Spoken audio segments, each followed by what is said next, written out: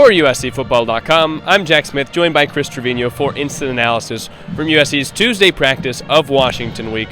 Chris is feeling a little bit under the weather. So, Chris, let's start with a weather update today. I feel like we've kind of forgotten to do that this year, and I'm hoping that'll cheer you up. Yeah, I mean, don't be mistaken by the fact that he's wearing a t-shirt. It is a little brisk today. I don't know how you're surviving, but it's supposed to be really cold up in Washington, so we're preparing for that. But yeah, it's a really nice day. Just a nice little chill across the campus. Yeah, I'm getting in the t-shirt wearing today because it's a high of 50 on game day in Seattle. It'll be really chilly, easily the coldest game that USC will play this year. And it's funny it comes against one of the Pac-12 teams and not one of these Big Ten teams that they've had to go on the road to play. But that's kind of been the story of USC's season, is going on the road. Both of these teams do not have a road win this year. There's a chance for USC that their first Big Ten road win can come against a former Pac-12 rival and the first one that they ever played of those Pac-12 teams. But we got to talk to Lincoln Riley today, another week where we are not able to view practice. It'll be like that for the rest of the season. So instant analysis will mostly consist from what Chris and Connor see in the tunnel and what we hear from interviews. But unfortunately, Chris, not seeing anything at practice for the rest of the year. Yeah, unfortunately, that is the decision made by Lincoln Riley. That came out on Monday, if you were not aware. But for the rest of the regular season, we will not be seeing any portion of practice, stretching, individual warm-ups, what have you, just the interviews at the end of practice. But me and Triple Double himself will still be at the tunnel to get some observations because it's my life. I can't do anything else than do my life. All right, what did you see at the tunnel today? Well, I think the big thing is, USC was really banged up in the secondary against Rutgers, had 4 starters out between Jalen Smith, Jacoby Covington, Greedy Vance, and Kamari Ramsey, their starting safety. But the good news today was, coming out of tunnel, all 4 of those players were dressed in pads. It was only a Shells day, but they had pads, helmets, and cleats. So that implies that they were doing practice. Now, again, I assume that they had various levels of limitedness in practice. I'm sure all of them were not full go, but the fact that they were all out in pads was a great sign. And Lincoln Riley commented on after that he expects that they're progressing, all of them, and the fact that they're out there for practice is a really good sign. He doesn't expect all of them to be back, but it sounds like they're going to get at least some of them back. How many, we're not quite sure, but it doesn't sound like he expects all 4 to be back for the Huskies. And Marcellus Williams was also inactive, and Lincoln Riley was asked about him. He said also an injury, not available, and it doesn't sound like he's a guy that will be available soon. But those 4 guys Lincoln Riley mentioned, as of now, they don't think any of them are long-term, and because they had so many guys out, they're destined to get some of them back this week. He didn't tell us which ones would be most likely to go or which ones are most likely to be out, but he said they're all 4 progressing. If I had to make a guess right now, I think they're going to get their 2 cornerbacks back. I think Jacoby Covington and Jalen Smith. Just by pure observation, I feel like those 2 have the best chance of returning against Washington, which would be big because your 2 starting quarters coming back. Washington has a really good passing attack with Will Rogers, a former Mississippi State transfer, and some really good wide receivers in Denzel Boston and Giles Jackson. Boston, who leads the Big Ten with 9 touchdowns. So they're going to need some more reinforcements at cornerback. John Humphrey, DeCarlos Nicholson, they filled in fine against Rutgers, Prophet Brown, but they need some more talent back there against these top Washington dogs. On the defensive front, Nate Clifton went down with injury, but Lincoln Riley said he didn't have an injury update on him today when he was asked about him in the reporting. We got to talk with Lincoln Riley about a lot of other things, including a former injured player, Emmanuel Pregnon, who USC thought wasn't going to be able to play this past Friday, but he ended up rallying. He was questionable on the injury report, but Lincoln Riley said he probably would have been considered doubtful, and he ended up being the highest graded guard, according to PFF, in college football last week, and he earned one of the Trojan Team MVP awards. It seemed like everybody around the program has just continually been impressed with Emmanuel Pregnon at left guard. Yeah, Pregnon, when he came in from Wyoming, a lot of schools wanted him.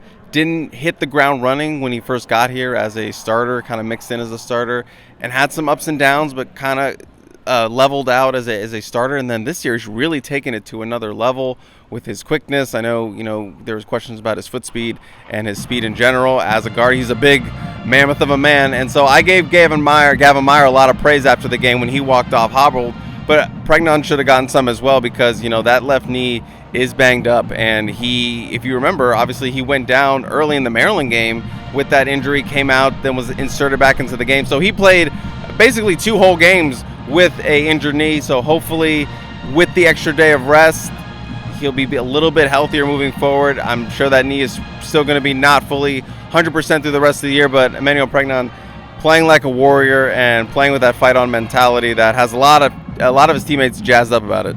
Yeah, Lincoln Riley said he went out there and played like there was nothing wrong, like there was literally no problems physically with him whatsoever, and had one of his best games in Cardinal and Gold. And whether it's Pregnon or Gavin Meyer, there's something brewing in Wyoming that USC might just have to tap into more on the lines of scrimmage. Toughness.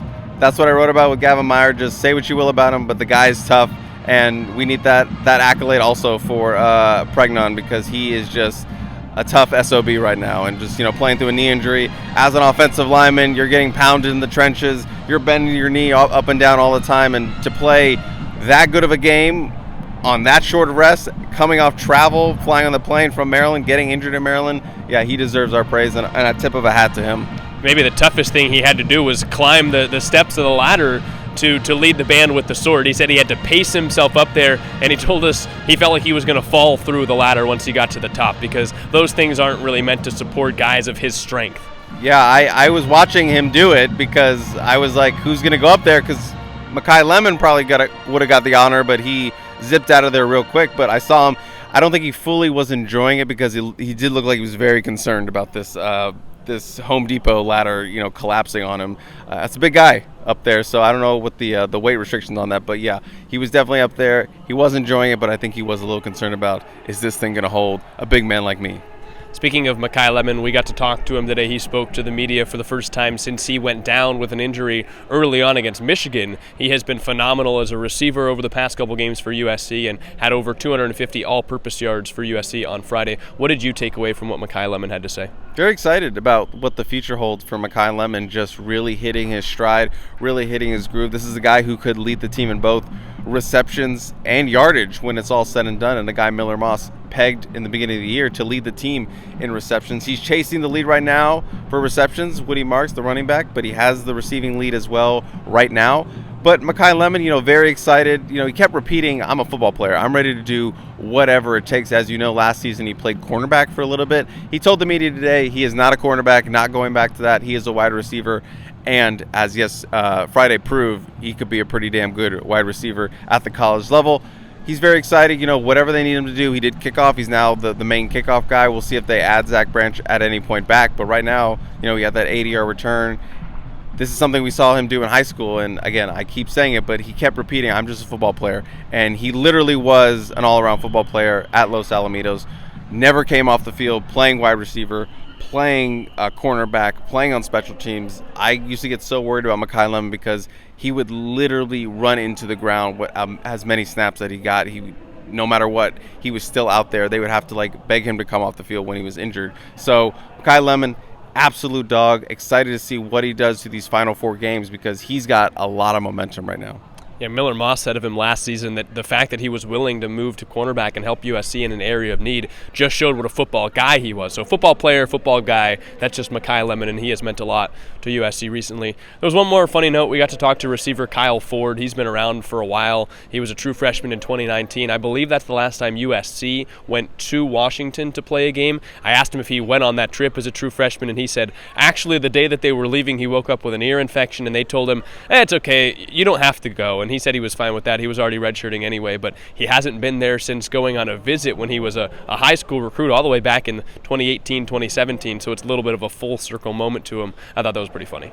Yeah, I mean, his first game there, he's coming off his best game of the season, his first touchdown of the season. Maybe we'll get a little Kyle Ford action, a second straight game with him up there against the Huskies. So yeah, it's built for that. His first trip there since he was visiting on a recruiting visit. So Kyle Ford, always great to talk to him. Very insightful, very very smart young man, and a key part of this offense right now. We'll see if he can get going a little bit more after a big game on Friday against Rutgers. Yeah, he spoke on Trojans Live yesterday too, and apparently the team calls him SpongeBob arms because those are trademark guns that he walks around with, and he ended up hurdling a guy too. So if the confidence is there for Kyle Ford, he can go out and be one of the best receivers USC has, and we'll see if that game maybe unlocked a little bit in him. But were there any other main big takeaways that you had? It felt like a little bit of a slow news day today. We didn't get to talk to Miller Moss, but was there anything else that you took away from today? No, not really. I mean, and just in general, the team seemed a lot happier. Obviously, they had lost 3 straight games for the Rutgers game. Got a big win.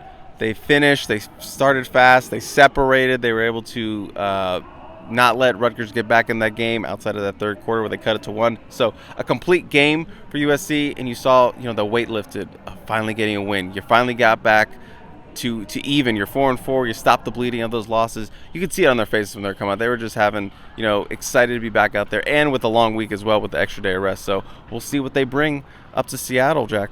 Yeah, I asked Miller Moss about that, the long week. I said if the short week provided challenges, how were you guys able to take advantage of the long week? And he basically said, that's up to the coaches. He didn't really want to. I think he thought I was asking what was USC's practice plan. What are they doing? We're not going to tell you. But no, I was just more trying to see if they are enjoying the extra day that they have this week, getting the time to maybe work their way through the game plan a little bit instead of having to scramble for a Friday game. But I think the story is USC going on the road to another hostile environment. It's not a new Big Ten team. It's a Pac-12 foe that they've played before, but a lot of these guys haven't made that trip. It's going to be really cold, and USC desperately needs to win one on the road this season. Otherwise, their only chance left would be at UCLA, and I'm not sure how much any of us really count that as a true road game. It's even closer than Vegas, where USC already went and played. But that's all we've got for you guys today. Thank you so much for watching Instant Analysis. I'll be back tomorrow with Connor. But for Chris Treviño, I'm Jack Smith. Thank you for watching. Make sure you check out uscfootball.com for more.